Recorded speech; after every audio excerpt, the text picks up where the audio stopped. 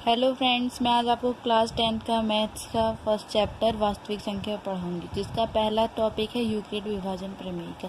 जैसे आप सभी लोगों ने अपनी किताब में देखा होगा, एनसीईआरटी की यूक्लिड विभाजन प्रमेय का पेज नंबर 4 पे दिया है, दो धनात्मक पूर्णांक a तथा b के लिए दिए गए ऐसे अद्वितीय पूर्ण संख्याएं q और r विद्यमान हैं कि a बराबर बी क्यू प्लस आर। अब आप सोच रहे होंगे कि ये फॉर्मूला कहाँ से आया।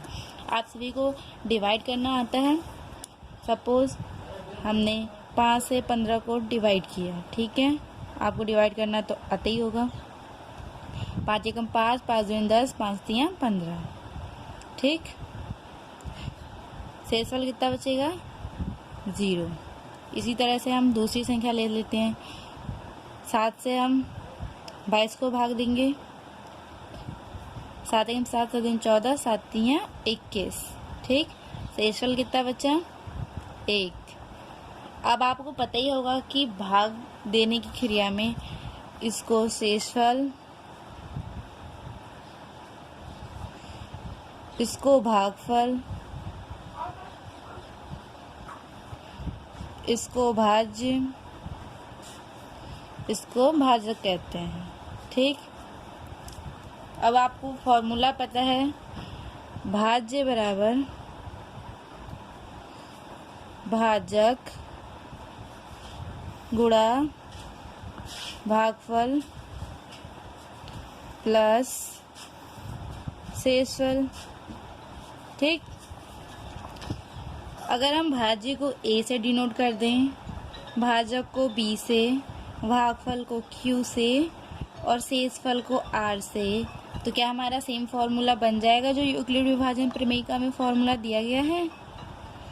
तो हम भाज्य को a से डिनोट कर रहे हैं, भाजक को हम q से डिनोट कर रहे हैं, भागफल को हम, अगर हम भाज्य को a से, भाजक को b से, भागफल को q से तथा शेषफल को r से डिनोट करें तो हमारे पास फॉर्मूला बन के आएगा a बराबर बी क्यू प्लस आर।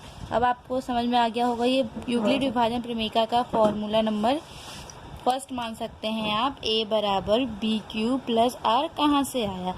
अब आप सोच रहे होंगे कि मैंने ये क्या लिख रखा है, r की वैल्यू b से तो छोटी है और 0 से बड़ी है और 0 के बराबर है। तो आप देख सकते हैं यहाँ पे r हमारा क्या है, शेषफल। शेषफल b से छोटा है, r जो है b से छोटा है, r हमारा शेषफल है, भाजक हमारा b है, तो शेषफल हमेशा b से छोटा ही तो आएगा। अगर शेषफल b से बड़ा आ जाएगा तो ऐसा डिवाइड तो संभव ही नहीं है। उसी प्रकार 0 जो है r से छोटा है या बराबर है। अब r हमारा शेषफल है जो हमेशा 0 से तो बड़ा ही होगा या 0 के बराबर हो सकता है। आपने कहीं देखा है क्या भागफल में शेषफल जो होता है वो निगेटिव में आए? नहीं ना, तो इसलिए ये चीज़ भी हमारी सेटिस्फाइड हो गई, ठीक है। उसके बाद हम आपको एक एग्जाम्पल करके दिखाते हैं। मान लीजिए कि कोई एग्जाम्पल है, हमारे पास दो संख्याएं दे रखी हैं, 4052 और 12,576। इसका हमें एचसीएफ ज्ञात कीजिए, करना है, एचसीएफ फाउंड करना है। अब हम इसका सॉल्यूशन कैसे निकालेंगे? भाग करना तो सभी को आता है। अब सबसे पहले हम इसे भाग कर लेंगे, ठीक है।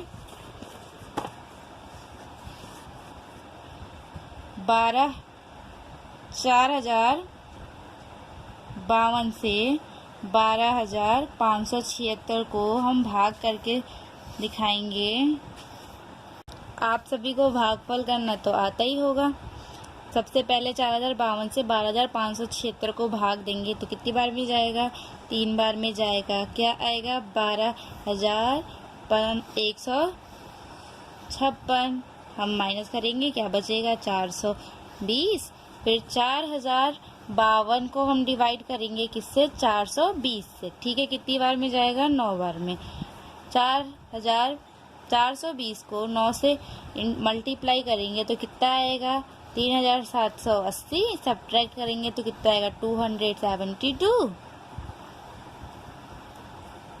तो है नहीं, ये तो हमारा क्या हुआ, बी हुआ, क्योंकि ये हमारा भाजक है, ये हमारा भाज्य है, ये भागफल है, ये शेषफल था। ठीक है, ए बराबर 12,576 बराबर 4052 गुणा 3 प्लस 420।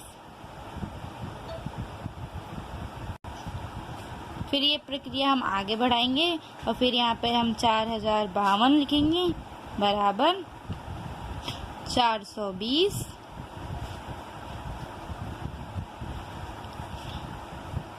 गुणा 9 प्लस 272।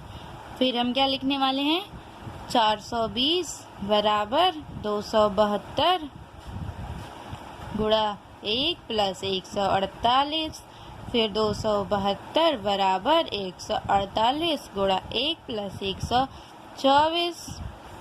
फिर 148 बराबर 124 गुणा 1 प्लस 24।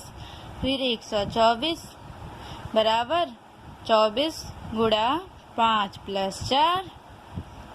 फिर 24 बराबर 4 गुणा 6 प्लस 0। अब आप सोच रहे होंगे ये मैंने कैसे कर दिया, सीधा सा फॉर्मूला है ए बराबर बी क्यू प्लस आर। यहाँ पर ए हमारा क्या है 12,576, बी हमारा क्या है 4052, क्यू क्या है 3 और शेषफल क्या है 420। फिर इस वाले में हम करेंगे तो ऐसी ये चीज़ हो जाएगी, फिर ये फिर ये फिर ये फिर ये और ये 1 2 3 4 5 6 7 स्टेप में हमारा शेषफल कितना आ गया 0। तो यहाँ पे ये प्रक्रिया क्या हो गई, समाप्त हो गई। इस स्थिति में भाजक कितना है हमारा 4, क्योंकि b बराबर b तो है, ये b की वैल्यू क्या है 4। तो यहाँ पे भाजक बराबर क्या है 4।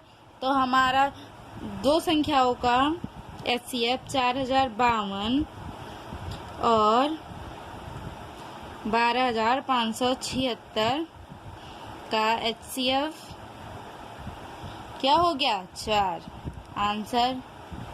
इसी तरह से आप इस प्रश्नावली में सभी का HCF निकाल सकते हैं। Thank you.